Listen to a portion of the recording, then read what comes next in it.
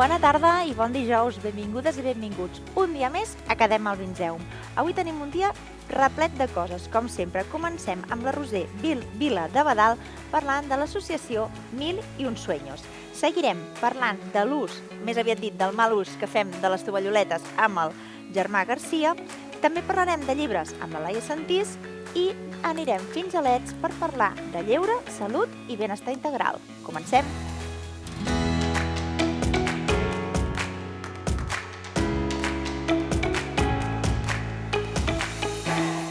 Tenir una malaltia sempre és una problemàtica greu, però en el cas dels infants i joves encara més. Per això avui tenim la Roser Vila de Badal de l'associació Mil i un Sueños que ens explicarà com aportar una mica d'il·lusió i com complir els somnis de tots aquests nens i nenes que es troben en aquesta situació. Bona tarda, Roser. Hola, bona tarda. Què tal, com estàs? Molt bé, moltes gràcies. Gràcies a tu per acompanyar-nos. A veure, el nom, Associació Mil i un Sueños, ens pot donar una idea de què va, però explica'ns-ho tu. Nosaltres som una associació que treballem per ajudar nens que tenen malalties greus a focalitzar-se en emocions positives, en la idea de poder fer realitat un somni per fer tot un procés d'esforç i arribar a aconseguir-lo i així transformar una mica el dia a dia que estan vivint. Treballem amb tota la família, amb tot el nucli familiar, perquè no plantegem aquesta experiència com si fos un premi o com si fos una sorpresa, sinó com una oportunitat perquè ells, a través de l'esforç, puguin arribar a realitzar allò que es proposin. Sempre pensem en una experiència única en què ells se sentin especials i que durant tot aquest procés en què els anem veient i ells van fent superant petits reptes que els anem proposant, puguin arribar a fer-lo realitat. Aquesta associació és de nova creació, però té un perquè, té una trajectòria i m'agradaria que posessis els espectadors una mica en context, la gent a casa. Nosaltres som un grup de treballadores que formaven part d'una fundació que es diu Make-A-Wish. Make-A-Wish és una organització internacional i la fundació aquí a Espanya va tancar a finals de l'any 2023.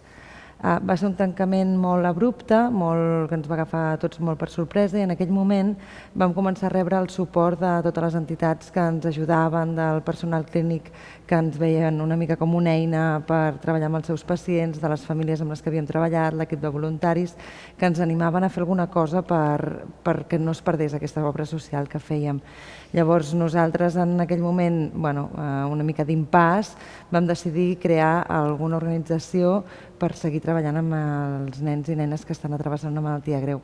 Llavors vam crear Mil i un Sueños l'any passat, vam començar a fer realitat somnis ja a l'octubre i ara estem engegant, estem una mica en aquest procés d'aconseguir fons per poder atendre més famílies i així poder donar la resposta que estàvem donant en aquell moment. Seria interessant posar en valor i destacar que quan vau decidir fer una campanya de crowdfunding vau tenir una padrina de luxe. Si ens vols explicar aquesta experiència, perquè es va fer molt viral realment. Sí, vam tenir molta sort perquè, per començar, com que sí que teníem el recolzament d'algunes empreses que ja ens recolzaven quan formaven part de la fundació, però per tenir aquest múscul per començar l'activitat, nosaltres el que no volíem era començar sense un coixí econòmic i després veure que no tirava endavant i deixar famílies penjades. Llavors, fins que no tinguéssim una mica de coixí, no ens atrevíem a llançar-nos. I vam llançar un crowdfunding, que ens vam posar un repte molt ambiciós pensant que es vegi la necessitat, no? Exacte, sí. I realment era molt ambiciós i ens feia molta falta i ens segueix fent falta, però no esperàvem rebre el recolzament que vam rebre en aquell moment.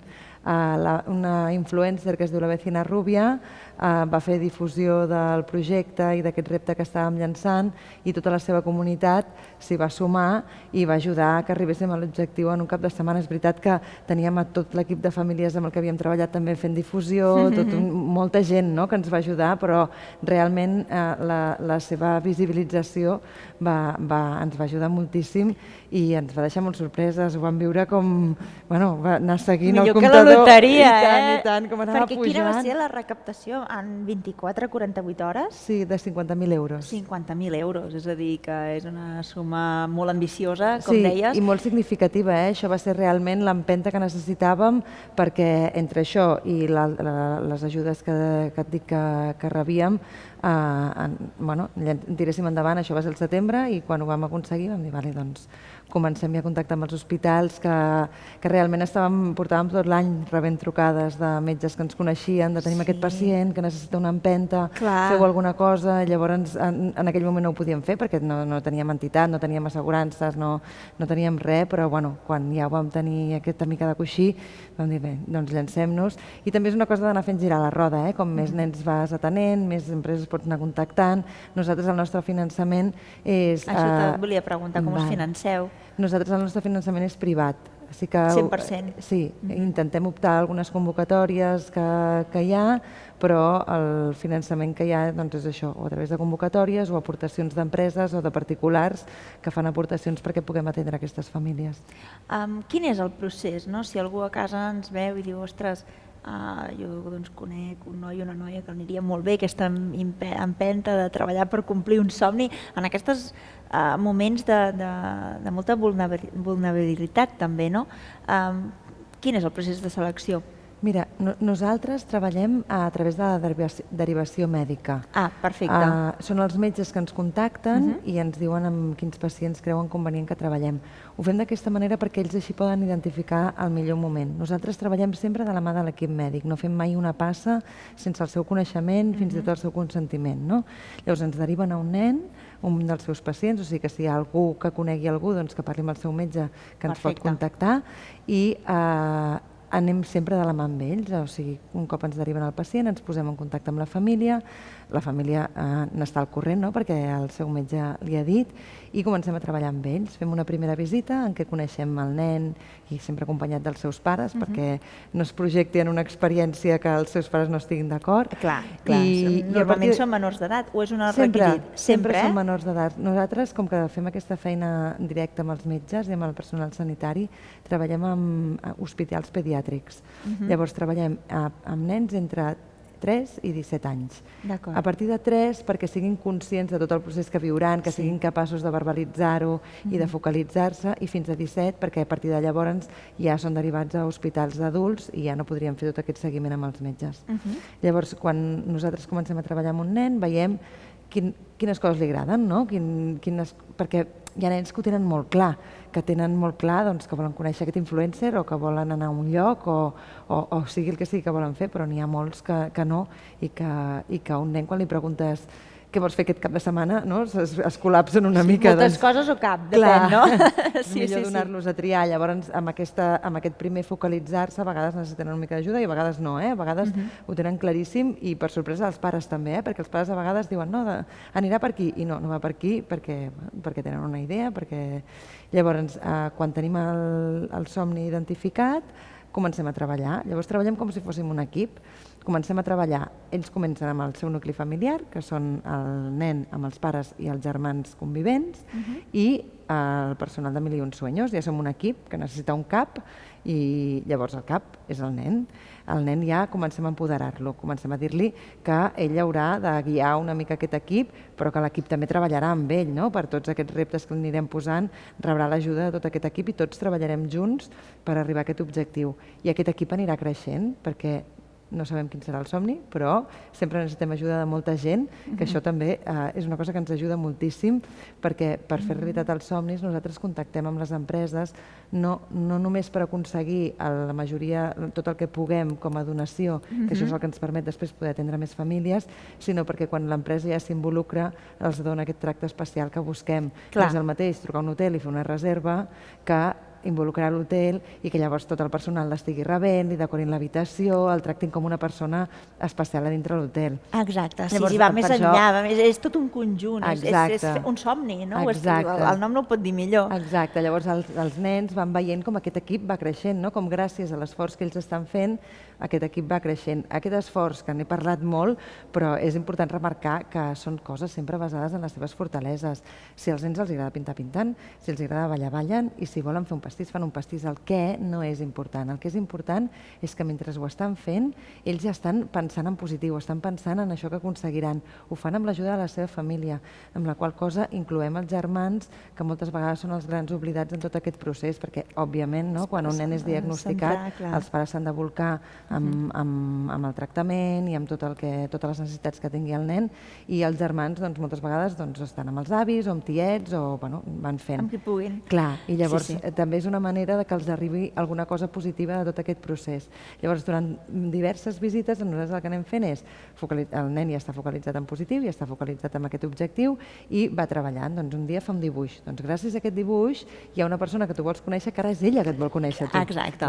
Però aquesta persona potser és a Madrid. Com arribarem a Madrid? Doncs hauran de fer una maqueta d'un avió. A Iberia tenen una sala plena de maquetes d'avions que ha fet els nens, perquè també els fa molta il·lusió. Hi ha nens que ens diuen no us els donem, volem donar-li al pilot per assegurar-se que aquesta maqueta arriba, i llavors així anem creixent i anem construint aquest puzzle que els permetrà arribar al somni. Però una mica el nostre valor social està en tot aquest procés. El somni és l'excusa i és important, però aquesta transformació es produeix en tot aquest procés que fan fins a arribar al somni. Roser, moltíssimes gràcies per acompanyar-nos. Enhorabona per aquest projecte. Gràcies. Esperem haver-vos ajudat a donar veu i a veure si algunes empreses de per aquí de la zona també s'animen a col·laborar amb vosaltres, a fer realitat aquests somnis d'aquests nens i nenes que realment, com deies, aquesta força és un motor també. Gràcies. Gràcies.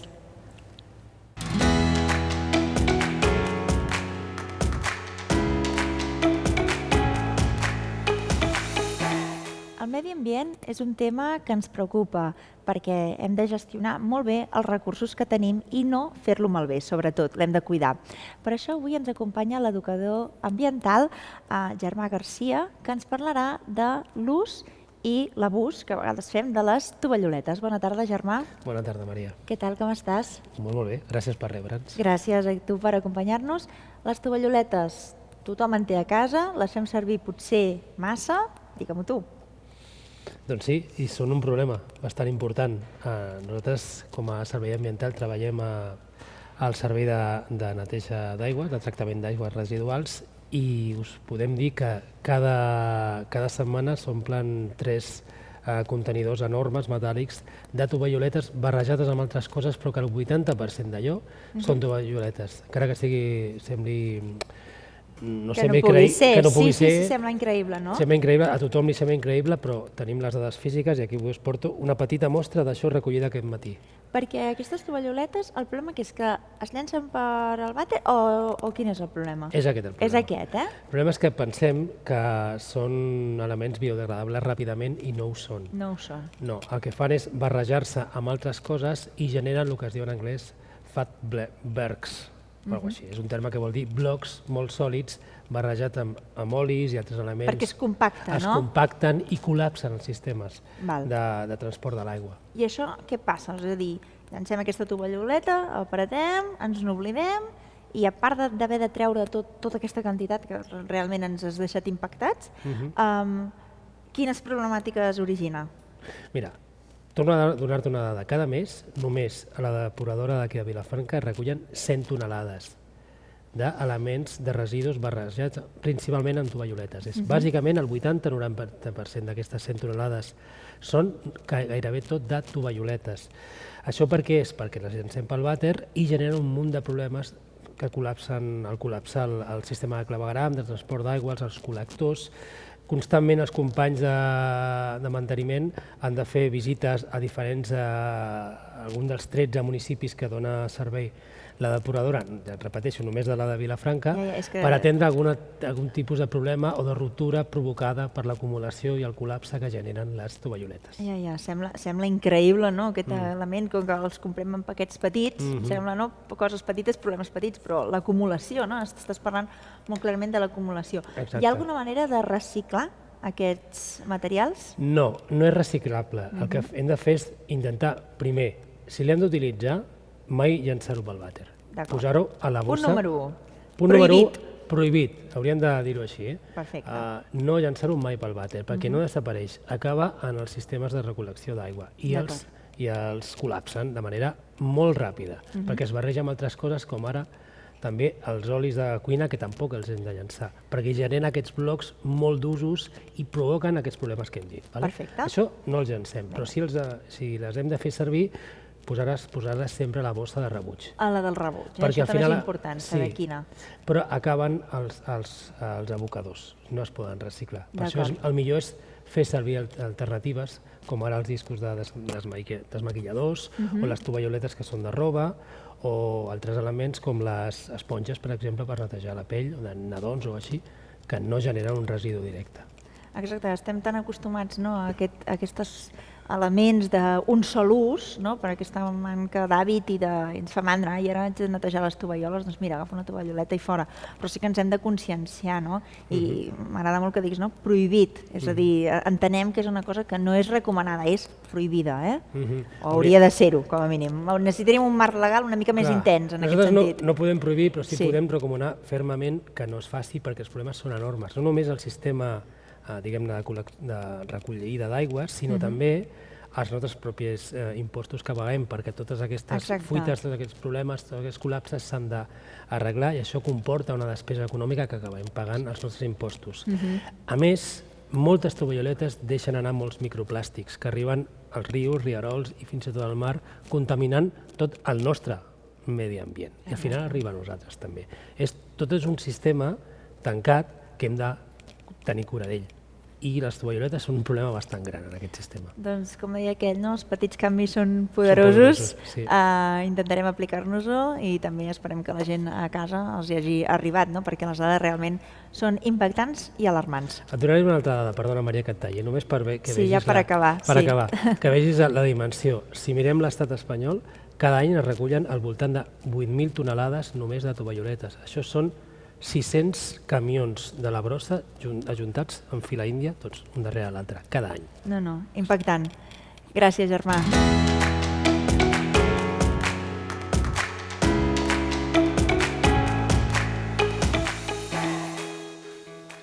Com sabeu, els dijous toca parlar de llibres de la mà de la nostra col·laboradora, la Laia Santís. Avui parlarem d'un thriller trepidant que passa a Banyoles i on res és el que sembla. Endavant, Laia.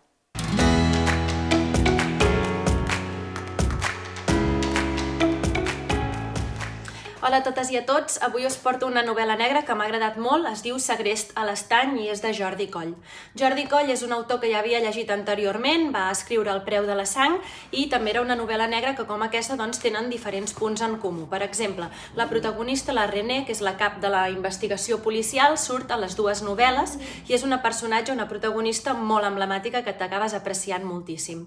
En el cas de Segrest a l'estany m'agrada molt perquè Jordi Coll arrela les seves novel·les al territori i si has estat a Banyoles, doncs vas llegint l'argument i et vas fent teu l'argument perquè pots anar passejant i et pots anar imaginant amb consciència i amb experiència els llocs que ell va relatant i que tu pots haver visitat. En el cas de Banyoles i del Pla de l'Estany és molt evident que segurament hi hagueu anat i en llegir-lo us vagi ressonant i us vagi recordant a molts dels llocs que heu trepitjat. En aquest cas hi ha un segrest a l'estany, com bé diu el títol, i la René, la cap de la investigació policial, haurà de vetllar per descobrir què ha passat. Es van com ajuntant diferents punts en l'argument. Per exemple, per una banda hi ha el segrest del Thomas i per l'altra banda hi ha una violació d'una noia jove i sembla que tenen punts en comú i punts vinculats que la protagonista anirà descobrint.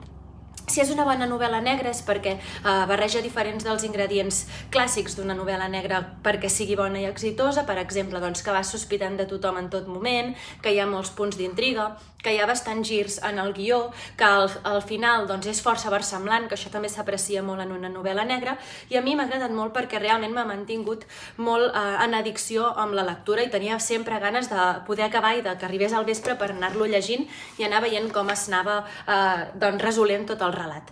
Jordi Coll, com us deia, arrela les seves novel·les negres al territori, també és un bon escriptor de novel·la negra al país. Penso que la novel·la negra actualment està en el seu moment més daurat i és un gènere que jo acostumo a recomanar perquè sempre té èxit assegurat, no? Perquè enganxa, és addictiva, tu vas veient com tota la trama es va resolent des del teu sofà i no t'interpel·la emocionalment, simplement t'interpel·la perquè et fa estar atent i atenta a allò que va passant. Per tant, és un gènere que és molt amable per llegir de lectura gairebé a molts públics, no? De lectors i lectores, i que jo no em cansaré de recomanar. En aquest cas, arrelada al territori, al Pla de l'Estany, a Banyoles, un segrest, una violació, punts en comú que s'aniran descobrint, una protagonista que us acabareu estimant i que no voldreu deixar anar, i un relat molt ben teixit, molt ben argumentat i que jo valoro de manera excel·lent.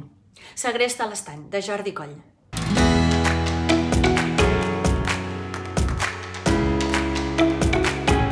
Ara és el torn de parlar de lleure, en aquest cas, lleure i salut.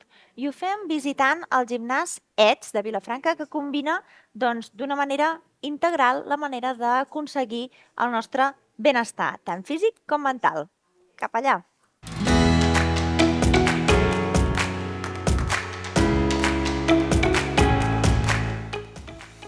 Soc Regina Esclassans, directora d'Espai d'Esport, un centre d'activitat física i salut a Vilafranca que ara té 18 anys de carrera ja.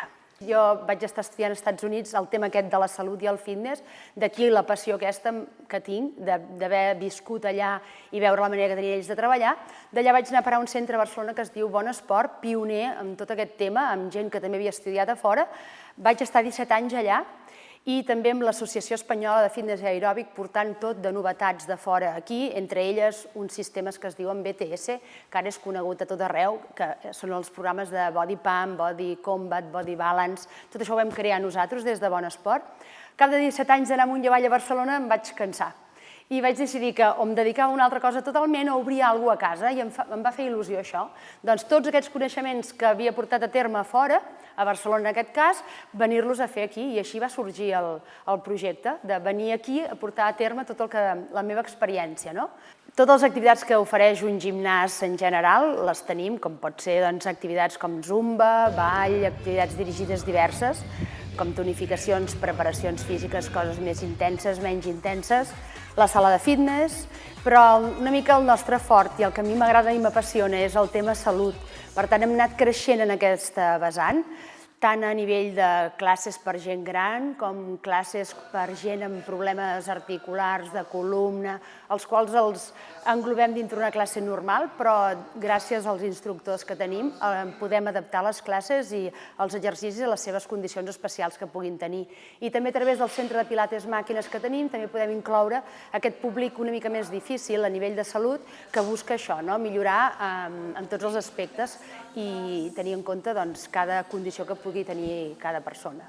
O sigui, tenim diverses plantes, sala de fitness a sota amb una sala d'activitats funcionals, estiraments, entrenaments personals, la sala de recepció i el centre de pilates, la zona de vestuaris i cabines mèdiques, perquè això no us ho he comentat, però també tenim una cabina en la qual dintre del nostre personal tenim fisioterapeutes, osteòpates, tenim un metge de l'esport, quiromassatgistes i nutricionistes. I la manera d'atendre aquí mateix a nivell de fisioteràpia és que la persona que fa fisioteràpia també fa aquells entrenaments post-sessió de fisioteràpia per incorporar-se a l'activitat física. Això és molt important, que la persona que ho ve a buscar aquí ho tingui tot aquí. Visita el fisioterapeuta, m'indica què puc fer i m'ho fan aquí mateix fins que sóc capaç de tornar a fer aquella activitat més intensa a la que estava acostumat i que per culpa d'una molèstia o lesió no he pogut fer. I això és important, que tot ho puguin fer aquí dintre. Igual que el tema de la nutrició. ja que jo sé quina activitat fan, quantes calories gasten, si musculen, no musculen, que la persona que els assessora a nivell nutricional doncs sàpiga també això i anem tots a la una, que és important. L'única manera de fer-ho és parlant amb aquesta persona, saber què ve a buscar, quins problemes o prioritats té i fer-li el programa o l'activitat a mida, tant per al tema que ve a buscar d'activitat física com el tema també a vegades psicològic, fer-lo sentir bé, que entri aquí, que sigui un lloc on té ganes de venir, que es fidelitzi i que així pugui veure resultats. Molts de professionals que han estat becaris aquí, després de rebre aquesta formació que a mi m'agrada molt fer, s'han quedat a treballar amb nosaltres i han anat evolucionant, ara són grans professionals, molts d'ells, i els preparem per això, perquè puguin tractar individualment dintre del que cap a cada persona en qualsevol entorn, tant sigui a la sala de fitness com a la sala d'activitats dirigides, com a la sala de pilates, com simplement amb una conversa que a vegades la gent necessita més, aquesta conversa que una sessió d'activitat física. Llavors intentem conèixer tots els clients pel nom i també saber el que venen a buscar, perquè al fi a la cap una persona que entra en un centre així el que vol és veure resultats. I després aquesta classe que m'he inventat una mica, que li dic benestar, que té un èxit rotund, m'encanta fer-la, m'apassiona, i tenim aquest públic, gent que s'ha anat fent gran amb nosaltres i que potser ja no li toca fer una activitat dirigida amb molta música, amb molt de ritme, molta velocitat, més pes, i llavors fa aquesta classe més pausada amb mi, que no deixa de ser una classe amb música dirigida, amb un entorn de classe, però que ja tenim molt en compte, quasi bé podríem dir que són exercicis de fisioteràpia però amb un entorn de diversió, de gimnàs, d'estar amb companys i així. Els beneficis, els que traurien de fer els exercicis a casa o de forma més individualitzada, més avorrida, els fem amb aquest entorn més lúdic aquí amb la classe dirigida. Poseu el fre a l'envelliment en el moment que comenceu a fer activitat física de qualitat, així guiada i ben feta.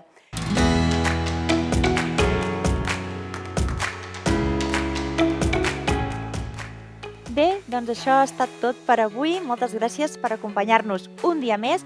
Us esperem demà divendres i us deixem amb l'agenda. Gràcies, fins demà.